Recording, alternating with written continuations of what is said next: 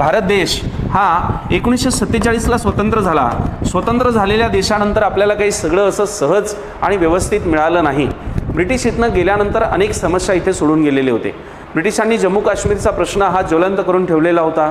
ईशान्य भारतामध्ये अनेक तिथे विषमता होती. त्यानंतर बांगलादेशातनं किंवा तत्कालीन जो पाकिस्तान म्हणून वेगळा राष्ट्र निर्माण झालेला होता, अगोदर तर धर्म अधिष्ठान असलेल्या भागात जाऊन राहावं असं लोकांना वाटलं. पण नंतरच्या काळामध्ये अनेक लोकांचे, निर्वासितांचे लोंढेच्या लोंढे भारतामध्ये यायला लागले.